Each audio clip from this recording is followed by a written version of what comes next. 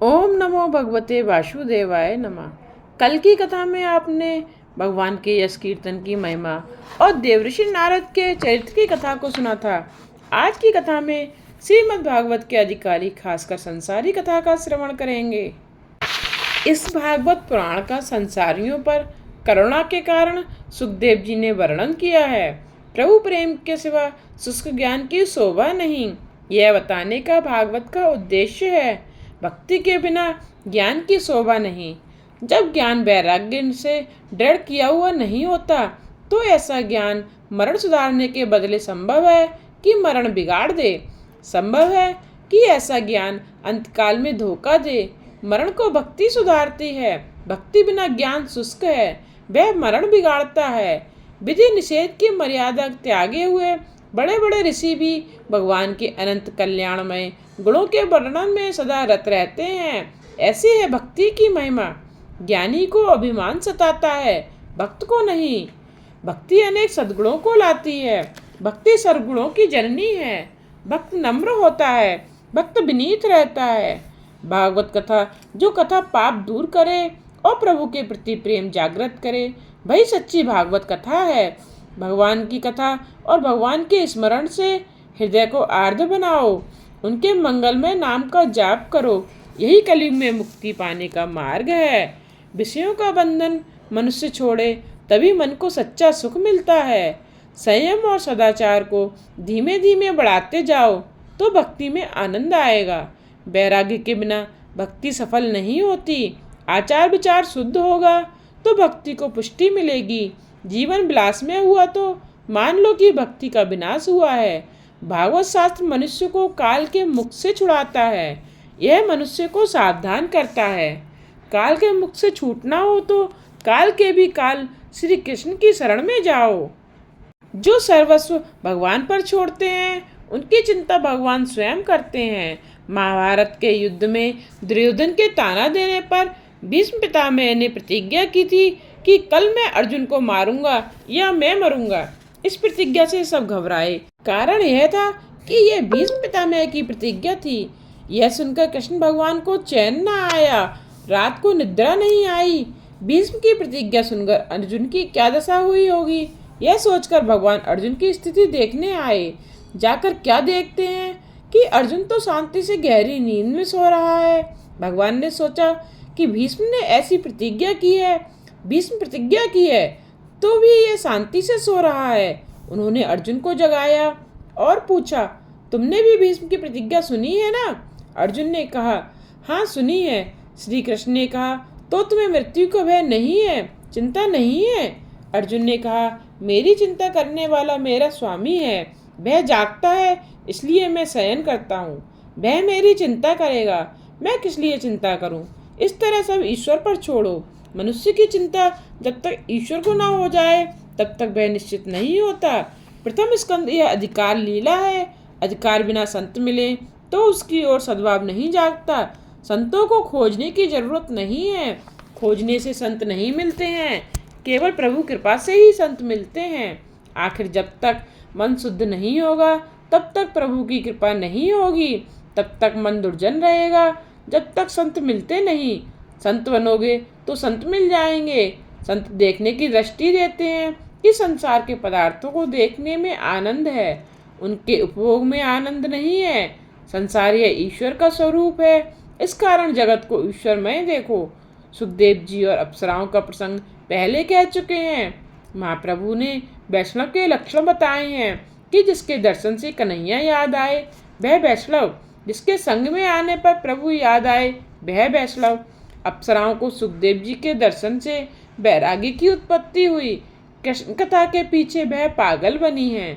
जगत में संतों का अभाव नहीं है, परंतु सद शिष्यों का अभाव है। जिसका अधिकार सिद्ध हुआ है उसे संत पुरुष मिल जाते हैं। मनुष्य संत बनता है तभी उसे संत मिलते हैं। संत बनने से पहले संत मिले तो उसमें सद्भाव नहीं बनता है। जिसकी आंख में ईश्वर है वह सर में ईश्वर का अनुभव करता है। इस जगत में निर्दोष एक परमात्मा ही है। ईश्वर के सिवा कोई निर्दोष नहीं है। संतों में कोई एकाध दोष होगा, कारण पूर्ण सत्वगुण प्रकट होने पर तो यह जीव इस शरीर में नहीं रह सकता है, ईश्वर से यह अलग नहीं रह सकता। यह ब्रह्मा जी की सृष्टि गुण दोष से भरी हुई है। जगत में सब प्रकार से कोई सुखी हो ही नहीं सका है। यदि सब प्रकार से कोई सुखी हो जाए तो सुख का भान भी भूल बैठेगा। जगे सर्व सुखी असा कोण आहे, बिचारी मना तुझ शोध नहीं पाए। संसार के प्रत्येक पदार्थ में दोष है और गुण भी हैं। दृष्टि को ऐसी गुणमयी बनाओ कि किसी का दोष देख न सको। जब तक तुम्हारी दृष्टि गुण दोषों से भरी हुई है तब तक संत में भी आपको दोष दिखेंगे। इसलिए दृष्टि ज्ञानमयी कृत्वा पश्चे ब्रह्मायाम जगत, जिसकी दृष्टि गुणमयी है वही संत है। अभिमान आए तो पतन होता है, सतत दीनता आए उसकी आवश्यकता है। संभव है कि ईश्वर भी संत में एकाध दोष इरादा पूर्वक रखता हो। संभव है कि ईश्वर भी अपने भक्तों में एकाध दोष रहने देता हो कि जिससे मेरे भक्तों को नजर न लगे। बालक का श्रृंगार करके दूसरों की नजर न लगे, इसलिए गाल पर काले काजल का टीका जैसा लगा देते हैं। मनुष्य में जब कोई दोष नहीं रहता है तो उसके मन में अभिमान आता है। अपनी दृष्टि को गुणमय बनाओ, किसी के दोषों को मत देखो, किसी के पाप का विचार ना करो। यह वाणी से उस पापों का उच्चार करना नहीं। संत होना क्या घर छोड़ना है? घर छोड़ने की जरूरत नहीं है। घर छोड़ने से ही कोई संत बनता है, ऐसा नहीं है। घर में रहकर महाराज संत एकनाथ गोपियाँ आदि ने घर में रहकर ही प्रभु को प्राप्त किया है। गेरुए कपड़े पहन लेने से कोई संत नहीं हो जाता है। कपड़े बदलने की जरूरत नहीं है, कलेजा बदलने की जरूरत है। उनके लिए मन को बदलने की जरूरत है। मन के गुलाम बनो, मन को गुलाम बनाओ। परीक्षित राजा ने मन को सुधार लिया, अतः उसको सुखदेव जी मिल गए। सब छोड़ने की जरूरत नहीं है। सब छोड़ने से निवृत्ति के समय इंद्रियां बहुत त्रास देती हैं। संसार में जो लक्ष्य को याद रखता है वही संत है। मनुष्य जीवन का लक्ष्य है परमात्मा से मिलन। जो इस लक्ष्य के लिए प्रतिक्षण सावधान रहता है वह संत है। आत्मा यह मन का साक्षी है, दृष्टा है। जिसने अपना मन सुधारा है वह संत है। मन को सुधारोगे तो तुम संत बनोगे। मन को सुधारने की जरूरत है। जगत नहीं बिगड़ा है, अपना मन बिगड़ा है। मन पर विश्वास मत करो, मन पर अंकुश रखो। जिस दिन मन शुद्ध है, चरित्र शुद्ध है, ऐसा साक्षी तुम्हारी आत्मा दे तो मानो कि तुम संत हो। मन को सुधारने के अनेक उपाय हैं जो शास्त्रों ने बताए हैं। मन को मृत्यु का भय दिखाओ तो मन सुधरेगा। मृत्यु के स्मरण से मन सुधरता है, मृत्यु को भूलने पर मन बिगड़ता है। परीक्षित राजा ने जब सुना कि मैं 7वें दिन मरने वाला हूँ, सुनते ही तुरंत उसके विलासी जीवन का अंत आ गया। अब विलासी जीवन विरक्त जीवन हुआ है।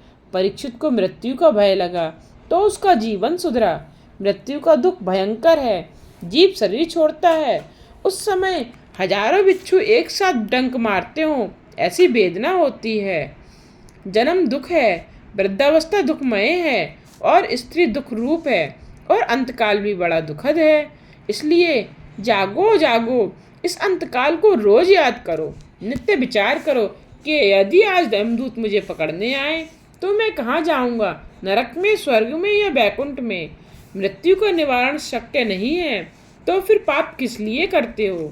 कई एक तो बहुत समझदार बनते हैं, 2 सेर साग सब्जी लेनी हो तो सारा बाजार घूमते हैं, माथा धुनते हैं कि करेला लूँ या तोरई।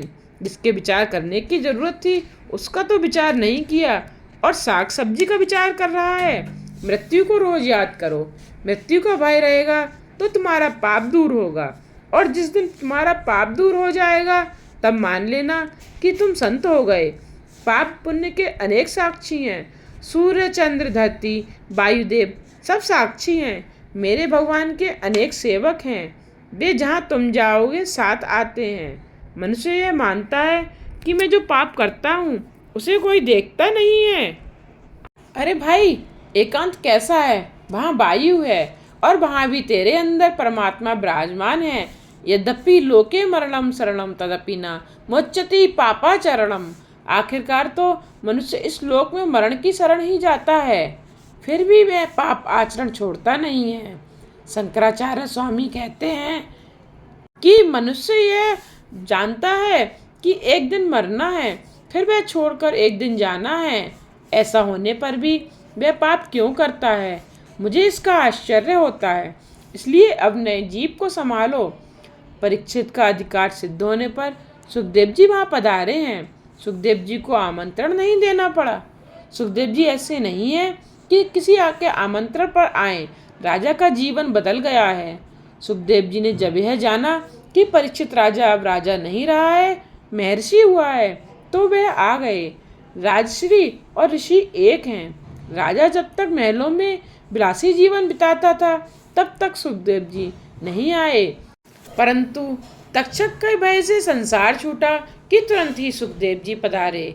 राजा होता और उस समय सुखदेव जी कथा करने गए होते तो राजा कहता, आप आए हैं, ठीक किया है, 1 घंटा कथा करें और विदा ले लें, मुझे बहुत काम है। परीक्षित राजा को विश्वास था कि अब 7 दिन के बाद मरना है। हमें तो अपनी यह खबर भी नहीं है। जीवन पानी का बुलबुला है, पानी के बुलबुले को फूटते देर नहीं लगती। इसी प्रकार जीवन के अंत आने में देर नहीं लगती। प्रथम स्कंद अधिकार लीला का है। श्रीमद् भागवत के ज्ञान के संपादन का अधिकारी कौन, यह ज्ञान देने का अधिकारी कौन, आदि बताया गया है। पहले स्कंद में 3 प्रकरण हैं, उत्तम अधिकार, मध्यम अधिकार और तीसरा कनिष्ठाधिकार। सुखदेव जी और परीक्षित उत्तम वक्ता श्रोता नारद और व्यास मध्यम श्रोता वक्ता और सूत जी सौनक जी कनिष्ठ वक्ता और श्रोता हैं। समाज को सुधारने की इच्छा अनेक बार प्रभु भजन प्रभु मिलन में बाधक होती है। दूसरे को सुधारने की भावना प्रभु भजन में विघ्न करती है। दूसरों को सुधारने के झंझट में नहीं पड़ना। तुम अपना जीवन सुधारो। कथा करते समय सुखदेव जी को खबर नहीं थी कि मेरी कथा सुनने के लिए सामने कौन कौन बैठा है। सुखदेव जी की कथा से बहुतों का जीवन सुधरता है, परंतु उसका विचार सुखदेव जी नहीं करते। शंकराचार्य जी ने कहा है कि ब्रह्मज्ञानी महात्मा एक क्षण भी ब्रह्मचिंतन नहीं छोड़ सके हैं। ऐसी दशा सुखदेव जी की है। 16 आने वैराग्य न हो तो दृष्टि ब्रह्मकार नहीं होती। जगत में ब्रह्मज्ञानी मिल सके हैं, परंतु ब्रह्म दृष्टि रखकर विचारने वाले सुखदेव जी जैसे नहीं मिलते। कथनी और करनी एक न हो और आचरण एक न हो, तब तक शब्द में शक्ति नहीं आती। रामदास स्वामी ने कहा है कि मैंने किया है, मैंने अनुभव किया है, इसके बाद आपको कहा है। सुखदेव जी महाराज बोले हैं, वह जीवन में उतार कर बोले हैं। सुखदेव जी उत्तम वक्ता हैं, कारण कि वाणी और आचरण उनका एक है। इसलिए किसी संत ने कहा, बोले तैसा चाले त्याची बंदा बिता पाउल है। ऐसा व्यक्ति वंदनीय है। एक समय एक माता अपने पुत्र को संत एकनाथ जी के पास लाई। कहने लगी, महाराज मेरे पुत्र को गुड़ खाने की बहुत आदत पड़ गई है। अब वह यह आदत छोड़ता नहीं है, वह गुड़ खाना छोड़ दे, ऐसा आशीर्वाद चाहिए। महाराज ने उस समय आशीर्वाद नहीं दिया, कारण वे स्वयं गुड़ खाते थे। उन्होंने उस माता से कहा कि कुछ दिन के बाद तुम पुत्र को लेकर आओ, उस समय मैं आशीर्वाद दूंगा, आज नहीं। उन्होंने स्वयं गुड़ खाना छोड़ दिया। विट्ठलनाथ कृपा करो, आज से मैंने गुड़ खाना छोड़ा है ताकि मेरी बात में शक्ति आए। फिर कुछ दिनों के बाद वह माता अपने पुत्र को लेकर आई। महाराज ने उस समय बालक को आशीर्वाद दिया। प्रसाद की प्रसादी करते अजीर्ण हो, इतना प्रसाद नहीं लेना चाहिए। भगवान योगी हैं और भोगी भी हैं, और ये जीव भोगी है, योगी नहीं। इसलिए भगवान 56 भोग का भोग लगाएं तो भी कोई हर्ज नहीं है। हमसे ऐसा नहीं हो सकता। त्याग से अलौकिक शक्ति आती है। विषय भोग हमारे हाथ से निकल जाए, छूट जाए तो दुख होता है, और विजय प्राप्त हो और हम उसको छोड़ दें तो आनंद होता है। सुखदेव जी में 16 आने वैराग्य है, अतः वह उत्तम है। महाप्रभु जी ने कहा कि भागवत में समाधि भाषा मुख्य है। ईश्वर के ध्यान में जिसे थोड़ा सा भी आनंद है, उसे भागवत का अर्थ जल्दी समझ में आता है। व्यास जी ने एक एक लीला का प्रत्यक्ष दर्शन किया है। व्यास जी ने अंतर्दृष्टि से यह सब देखा है। भगवान का स्वरूप अलौकिक है, अपनी आंखें लौकिक हैं, अतः लौकिक आंखें अलौकिक ईश्वर को नहीं देख सकती। बाहर की आंखें बंद करने पर अंदर की आंखें खुलती हैं। तभी परमात्मा का दर्शन होता है। सूत जी ने कहा, व्यास जी ने 18,000 श्लोकों का यह भागवत ग्रंथ बनाया। व्यास जी को लगा कि अब हमारा अवतार कार्य पूर्ण हुआ। जो मेरे भागवत का आश्रय लेगा उसको कलि का भय नहीं होगा। परंतु व्यास जी को एक चिंता हुई कि ग्रंथ तो मैंने बना दिया, परंतु इसका प्रचार कौन करेगा। इस ग्रंथ में मैंने सब कुछ भर दिया है। यह भागवत प्रेम शास्त्र है। माया के साथ, संसार के साथ प्रेम करने वाला भागवत शास्त्र का प्रचार नहीं कर सकेगा। जन्म से जिसे माया से संसर्ग नहीं हुआ है वही इस ग्रंथ का प्रचार कर सकेगा। भागवत परमहंस की संहिता है। कृष्ण तो महापरमहंस हैं। प्रहलाद, भरत, वृषभदेव आदि सब परमहंस हैं। अतः निर्विकारी ही इस ग्रंथ का प्रचार कर सकता है। बहुत सोचने पर व्यास जी को लगा कि ऐसा योग्य तो मेरा पुत्र ही है। सुखदेव जी को रंभा भी चलायमान ना कर सकी। नारियों में श्रेष्ठ तो रंभा ही है। ऐसी रंभा सुखदेव जी को चलित करने आई। सुखदेव जी ने कहा, वृथा गतम तस्य नरस्य जीवनम। सुखदेव जी कहते हैं कि विषय भोगी की जीवन वृथा नहीं है। सुनो देवी कि किसका जीवन वृथा है। नारायणाम पंकज लोचना प्रभु केयूरहारम परिशोभमाना भक्त्या युतो येन सुपूजितो नहीं वृथा गतम तस्य नरस्य जीवनम।